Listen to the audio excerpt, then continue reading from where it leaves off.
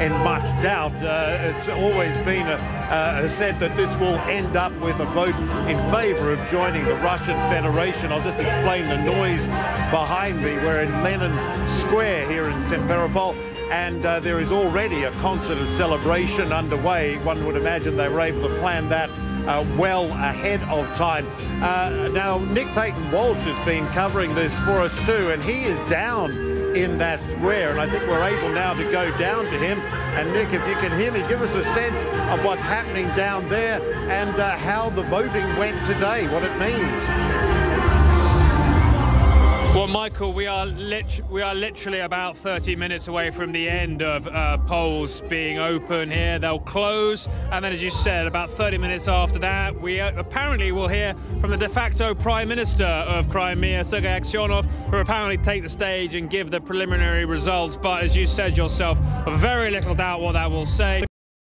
Over 2/3 turnout already at the polls. They've been saying since the start they expect an 80% approval rating at least, frankly because we haven't had much of an electoral contest here. This has all happened extraordinarily fast since 2 weeks ago we first started seeing what were Russian troops moving in to take key government buildings. One of the first ones to go, in fact, was that main administration there. You can see it standing in the shadow of Lenin. None, it seems, of the Soviet past of this whole area really having much impact upon the decision to move back closer towards Moscow. In fact, many here nostalgic for those Soviet times. And here we have, as you said, an organized celebration underway. The Russian flag, almost more in evidence than the traditional Crimean flag, and folk music on the stage now for quite some time as well.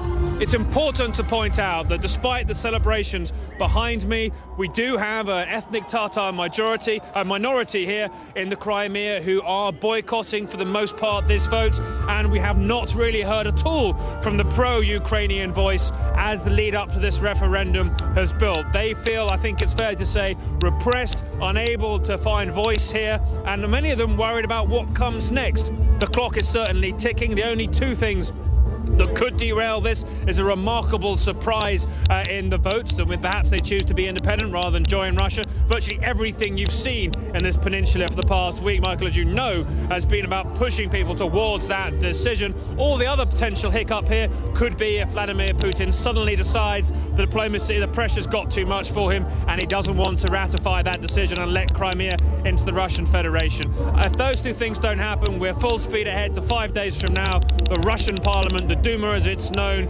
ratifying laws that would make it easier for somewhere like Crimea to become annexed by the Federation. The outstanding question, what happens to the Ukrainian troops still on military bases here, the holdout of the former Kiev administration in here. Apart from that, we're seeing a very move by the de facto government here to bring this peninsula into the Russian Federation, Michael. Remarkably fast pace of events, an invasion in many ways, an occupation that has happened without so far a single loss of life or even many shots fired in anger, but still for many observing, a deeply troubling move westwards by Russia, and in the eyes of many Western officials, a violation of Ukraine's sovereign integrity here.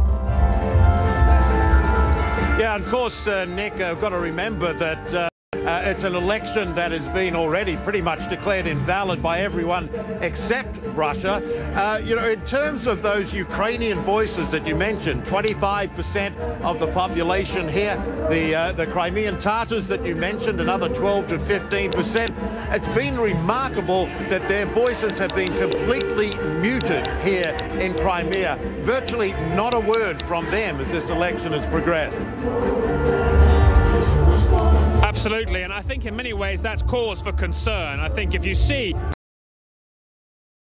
that simply unable to voice their opinion ahead of a referendum, then you can clearly say we're not talking about much of a democratic process. It's fair to say most observers of the very controlled democracy, increasingly authoritarian as we've gone through 14 years of Putin being in power in Russia, that is reflected in the vote here.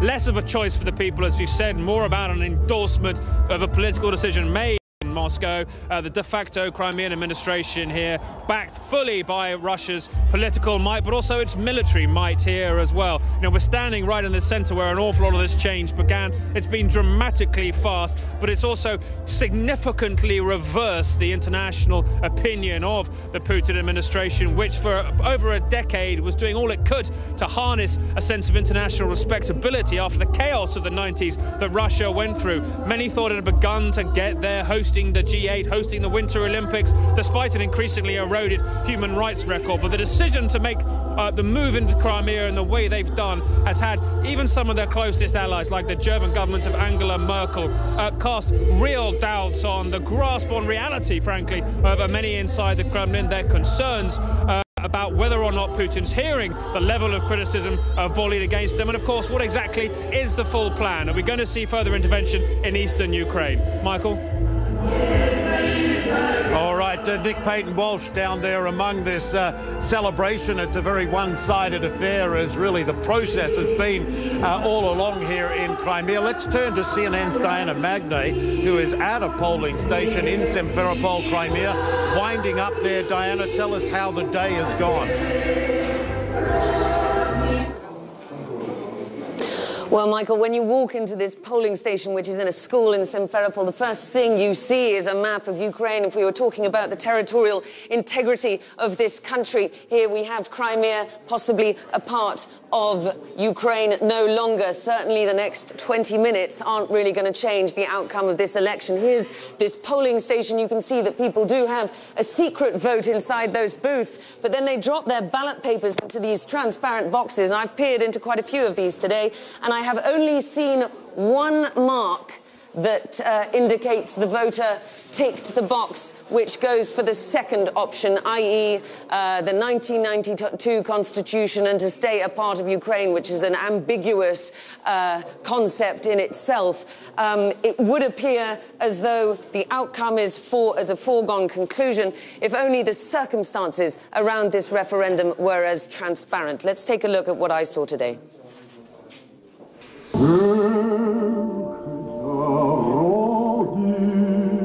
Echoing around the tenement blocks, likely untouched since they were last in Russian hands, Soviet nostalgia calls the residents of Perevolnoye to vote.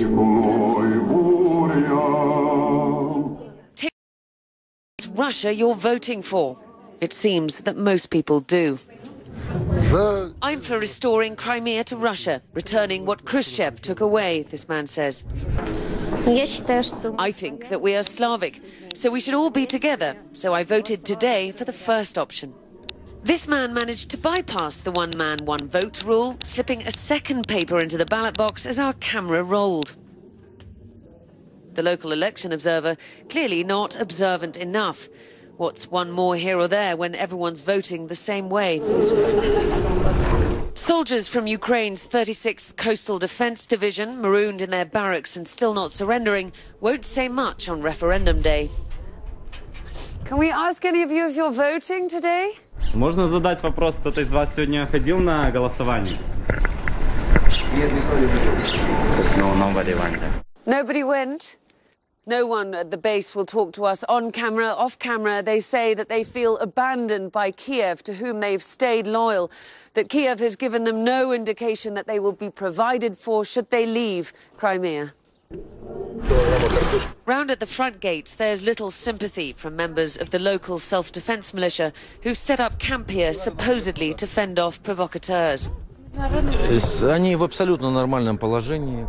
The soldiers are fine, this man says. They have heating and provisions. 70% are Crimean anyway, who probably voted today to join Russia. Там находится 70. The status quo, for now, unchanged. Save for these white armbands the Russian troops wear. A sign they mean peace, they say. Heavily armed observers of a referendum that will more than likely go their way. And Michael, it seems that there have been some discussions. We've heard from the Ukrainian Ministry of Defense that now, after consultations with the commanders of the Black Sea Fleet, there will be a truce around Ukraine's military bases in Crimea until next Friday, until March the 21st. So there will be no blocking of supplies into the Ukrainian bases and no kinds of provocation on either side. And then next Friday, they will presumably give more details about what will happen to those Ukrainian troops still on Crimean soil, who were promised by the pro-Russian leader, Sergei Aksyonov, that they would be granted free passage out of this country, although he did say that they would be considered an illegal armed operation, those who had not sworn allegiance to Crimea once this referendum is over. Michael? And indeed, many of them who have homes and families here in Crimea, a very uncertain future for the Ukrainian military. Diana Magne, thanks so much. Now, one of the main criticisms of Sunday's referendum is that Crimea has not been offered a choice, as Diana said. Many say that the referendum purely served as a validation of a decision that Russia had already made to annex this region. Let's get some more analysis on this now. Let's go to Nadia Duke, Vice President of the National Endowment of Democracy in Washington. And Nadia, as this noisy celebration continues behind me in Lenin Square, I want to get a sense from you of what this is going to mean. This was preordained. The rest of the world isn't going to accept that it's valid, but Russia doesn't really care, it seems. Where does that leave Russia going forward? Well, it's having been an election observer many times in Ukraine, I know that you know this is, of course, the next hour is crucial, and typically everyone who's been an observer knows that falsifications take place after the vote has closed. So if in fact there need to be any falsifications in this case, since your story is pointing out that really there hasn't been much of a choice, where does Russia go after this? Well, I think you know, we need to look and listen very carefully to what Russia is saying. So far, none of the threatened or planned reprisals or sanctions that the West, United States and Western Europe are planning or threatening seem to be making any difference to President Putin. The Ukrainian government believes that there are 60,000 Russian troops amassing around the eastern borders of Ukraine. And in fact, today the Ukrainian government put out an announcement to invite people to join National Guard for the defense of Ukraine. There are kind of provocations going on again. The Ukrainian government believes that there are Russian provocateurs coming across the border into the cities of Kharkov, Luhansk and Donetsk, where there have been some particularly violent demonstrations today and yesterday. And in fact, there were a couple of fatalities yesterday. And President Putin has said that he thinks that it is his responsibility to restore order in places where there are ethnic Russians and Russian speakers. And in fact, the other day at a press conference, he said Ukrainians as well. He believes it's his responsibility to go in and restore order. Now, this is a very spine-chilling statement to make, because it does seem as if Russia appears to be poised to send in to continue military incursions now into eastern Ukraine. Which brings us to a good question, and you raised the point of those Russian troops on the eastern Ukrainian border, and it makes one wonder, what do you think Vladimir Putin's big game is here, the broad picture? What is it that he is looking for? We know that a lot of his closest advisors, those who might have said no or perhaps reined him in at one point, are no longer there.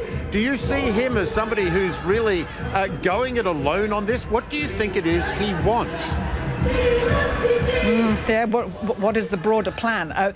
In addition to the advisors that have possibly been telling him to hold back, although I don't know that we see a lot of evidence of that, maybe a couple of ministers. There was also a mass demonstration in Moscow yesterday of Agence France Presse up to 50,000 Russians who were supporting Ukraine and were against the war that they believe Putin wants to launch in Ukraine. So one has to wonder what the overall plan is. Well, I think there are a lot of analysts in Russia who have outlined what the Putin plan is. It's part of his sort of new evolving ideology of sort of conservatism, and also seeing Russia as the sort of as the central part of a broader Russian world, which includes Ukraine, it includes Belarus, and possibly places to the east, and also includes ethnic Russians and Russian speakers everywhere else that they are in the world. This is all what's going on now is part of a sort of succession of events that has happened. Of course, over the last few months, we've seen the former president of Ukraine, Viktor Yanukovych, fled the country after being ousted, in a sense, voted out by a popular uprising. Nadia, I don't want to let you go without asking you this. You've outlined a lot of scenarios there, but in short, if he's got those sorts of plans, what does the world do about it? It's not for me to say what the world should do, but all I can say is that anything that the world has done so far, he doesn't appear to be listening. He doesn't appear to be paying any attention. So, you know, I hope that whatever plans there are come into force fairly soon and quickly. Right. Nadia Duke, Vice President, National Endowment of Democracy in Washington. Appreciate your time. Thanks so much. So, Amra, yeah, the noise behind me, the concert continues. It is only Russian and Crimean flags down there. And it's very important to note that the sizable pro-Ukrainian element in this city has just been absolutely absent, and not absent because they're not there, absent because they feel they cannot speak up, they feel intimidated, and as more than one critic of this process here has said, they felt that they are having a referendum here under the barrel of a gun. The result pretty much preordained. We're expecting preliminary results to be announced here within the hour. No real guessing on what those results will be. The next steps, crucial, Amra. Yeah, good point. How free and fair is this election if it's being carried out under the barrel of a gun? Michael Holmes watching the developments there for us in Simferopol. Thank you for that. And coming up on the iDesk, did the pilot, or we'll have more on the expanding search for a missing Malaysian airliner.